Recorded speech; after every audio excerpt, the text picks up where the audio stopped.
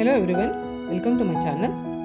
ಇವತ್ತು ನಾನು ಒಂದು ಒಳ್ಳೆ ಶಾವಿಗೆ ಬಾತ್ನ ಮಾಡಿ ತೋರಿಸ್ತಾ ಇದ್ದೀನಿ.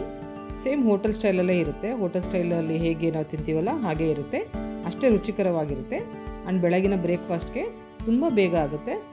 ಎಲ್ಲ ಒಂದು 10 ನಿಮಿಷದಲ್ಲೇ ಇದು ಬ್ರೇಕ್ಫಾಸ್ಟ್ನ ನೀವು ಮಾಡಿಬಿಡ್ಬೋದು. ಚೆನ್ನಾಗಿರುತ್ತೆ, ನೀವು ಟ್ರೈ ಮಾಡಿ.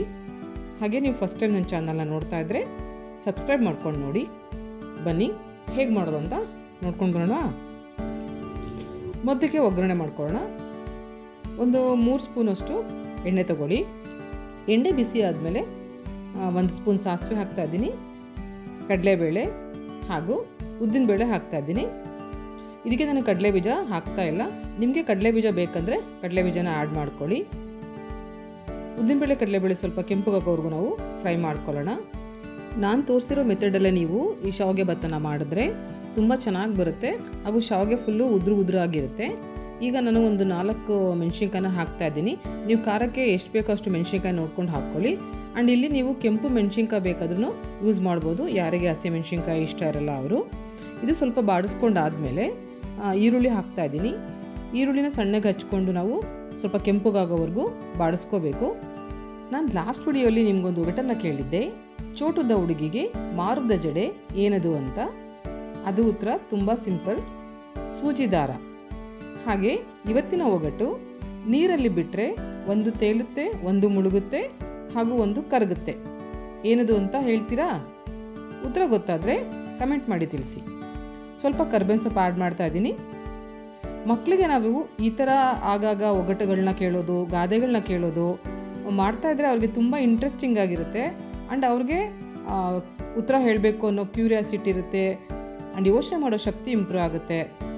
ಸೊ ಆಗಾಗ ಈ ಥರ ಒಗಟುಗಳನ್ನ ಮಕ್ಕಳಿಗೆ ಕೇಳ್ತಾರಿ. ಸ್ವಲ್ಪ ಅರಿಶಿನ ಹಾಕಿದ್ದೀನಿ. ಇದನ್ನೆಲ್ಲ ನಾವು ಸ್ವಲ್ಪ ಬಾಡಿಸ್ಕೊಂಡ್ಮೇಲೆ ನಾವು ಇದಕ್ಕೆ ನೀರು ಹಾಕಿ ಶಾವಿಗೆನ ಡೈರೆಕ್ಟಾಗಿ ಹಾಕಬಾರ್ದು. ಆಗ ಅದು ಶಾವಿಗೆ ಉದುರು ಆಗಲ್ಲ, ಅದು ಮುದ್ದೆ ಆಗೋಗುತ್ತೆ. ಸೊ ನಾನೀಗ ಈ ಮೆಥಡಲ್ಲಿ ತೋರಿಸ್ಕೊಡ್ತಾ ಇದ್ದೀನಲ್ಲ, ಈ ಮೆಥಡಲ್ಲಿ ನೀವು ಶಾವಿಗೆನ ಆ್ಯಡ್ ಮಾಡಿದ್ರೆ ಸೊ ಅದು ಉದುರಾಗಿ ತುಂಬ ಚೆನ್ನಾಗಿರುತ್ತೆ. ಈ ಥರ ಟ್ರೈ ಮಾಡಿ ನೋಡಿ. ಈಗ ನಾವು ರುಚಿಗೆ ತಕ್ಕಷ್ಟು ಉಪ್ಪು ಹಾಕ್ತಾ ಇದ್ದೀನಿ. ಸೊ ನಾನಿಲ್ಲಿ ಬಾಣಲಿಲಿ ನೀರು ಬಿಸಿ ಮಾಡೋಕ್ಕೆ ಇಟ್ಕೊಂಡಿದ್ದೀನಿ. ನೀರು ಬಿಸಿ ಆದಮೇಲೆ ಇದಕ್ಕೆ ಸ್ವಲ್ಪ ಎಣ್ಣೆ ಹಾಕ್ತಾ ಇದ್ದೀನಿ. ಇದು ಬಿಸಿ ಆದಮೇಲೆ ನಾನೀಗ ತೊಗೊಂಡಿರೋಂಥ ವರ್ಮಿಸೆಲಿ ಶಾವಿಗೆನ ಹಾಕ್ತಾ ಇದ್ದೀನಿ. ಈ ಥರ ಸಣ್ಣದು ವೈಟ್ ಕಲರ್ ಶಾವಿಗೆ ಬರುತ್ತೆ ನೋಡಿ, ಆ ಶಾವಿಗೆ ಹಾಕ್ತಾ ಇದ್ದೀನಿ. ಇಲ್ಲಿ ನಾವು ಶಾವಿಗೆನ ಫ್ರೈ ಮಾಡೋದೇನು ಬೇಡ ಸಪ್ರೇಟಾಗಿ.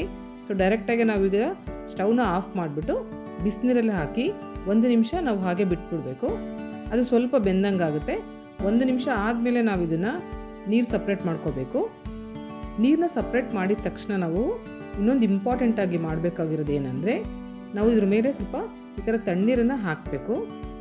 ಸೊ ಈ ಥರ ತಣ್ಣೀರನ್ನ ಹಾಕೋದ್ರಿಂದ ಶಾವಿಗೆ ಜಾಸ್ತಿ ಬೇಯೋದಿಲ್ಲ, ಕರೆಕ್ಟಾಗಿ ಎಷ್ಟು ಹದವಾಗಿ ಬೇಕೋ ಅಷ್ಟು ಕರೆಕ್ಟಾಗಿರುತ್ತೆ. ಈಗ ಇದನ್ನು ನಾವು ಒಗ್ಗರಣೆ ಮಾಡಿದ್ದೀವಲ್ಲ ಅದಕ್ಕೆ ನಾವು ಮಿಕ್ಸ್ ಮಾಡ್ಕೊಳ್ಳೋಣ. ನೋಡಿ ಶಾವಿಗೆ ಎಷ್ಟು ಉದುರಾಗಿದೆ ಅಲ್ವಾ.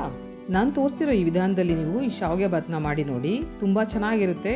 ಆ್ಯಂಡ್ ಮನೇಲಿ ಎಲ್ಲರೂ ಇಷ್ಟಪಟ್ಟು ತಿಂತಾರೆ. ಹೋಟೆಲ್ ಸ್ಟೈಲ್ ಶಾವಿಗೆ ಬಾತ್ನ ನಾವು ಮನೆಯಲ್ಲೇ 10 ನಿಮಿಷದಲ್ಲೇ ಈ ಥರ ಸುಲಭವಾಗಿ ಮಾಡ್ಕೋಬೋದು. ಆ್ಯಂಡ್ ನಾವು ಬೆಳಗಿನ ಗಡಿಬಿಡೀಲಿ ಏನು ತಿಂಡಿ ಮಾಡಬೇಕು ಅನ್ನೋ ಅರ್ಜೆಂಟಲ್ಲಿ ಇರಬೇಕಾದ್ರೆ ಇದು ದಿಢೀರಂತನೂ ಮಾಡ್ಕೊಳ್ಳೋಂಥ ಒಂದು ಒಳ್ಳೆ ಬ್ರೇಕ್ಫಾಸ್ಟ್. ಆ್ಯಂಡ್ ಮಕ್ಕಳು ಲಂಚ್ ಬಾಕ್ಸ್ಗೆಲ್ಲ ನೀವು ಹಾಕಿ ಕಳಿಸಿದ್ರೆ ಪೂರ್ತಿ ಬಾಕ್ಸ್ನ ಖಾಲಿ ಮಾಡ್ಕೊಂಡು ಬರ್ತಾರೆ. ಸೊ ಡೆಫಿನೆಟಾಗಿ ನೀವು ಒಂದ್ಸತಿ ಟ್ರೈ ಮಾಡಿ. ಹಾಗೆ ಹೇಗೆ ಬಂತಂತ ನನಗೆ ಕಮೆಂಟ್ ಮಾಡಿ ತಿಳಿಸಿ. ಕೊನೆಯಲ್ಲಿ ಇದಕ್ಕೆ ಸ್ವಲ್ಪ ನಿಂಬೆಹಣ್ಣು ರಸ ಹಾಗೂ ಕೊತ್ತಂಬರಿ ಸೊಪ್ಪನ್ನು ಸೇರಿಸಿದ್ರೆ ರುಚಿಯಾದ ಶಾವಿಗೆ ಬಾತ್ ರೆಡಿ ಆಯಿತು. ನಿಮಗೇನಾದರೂ ಈ ವಿಡಿಯೋ ಉಪಯೋಗ ಆಗಿದೆ ಅನಿಸಿದ್ರೆ ಲೈಕ್ ಮಾಡಿ, ಶೇರ್ ಮಾಡಿ, ಹಾಗೆ ಸಬ್ಸ್ಕ್ರೈಬ್ ಮಾಡಿ. ಕೊನೆಯದಾಗೊಂದು ಮಾತು, ಆಹಾರ ಸರಿ ಇದ್ದರೆ ಯಾವುದೇ ಔಷಧಿನೂ ಬೇಕಿಲ್ಲ, ಆಹಾರ ಸರಿ ಇಲ್ಲಂದರೆ ಯಾವುದೇ ಔಷಧಿನೂ ಕೆಲಸ ಮಾಡಲ್ಲ. ಸೊ ಚೆನ್ನಾಗಿ ತಿನ್ನಿ, ಖುಷಿಯಾಗಿರಿ. Thank you for watching.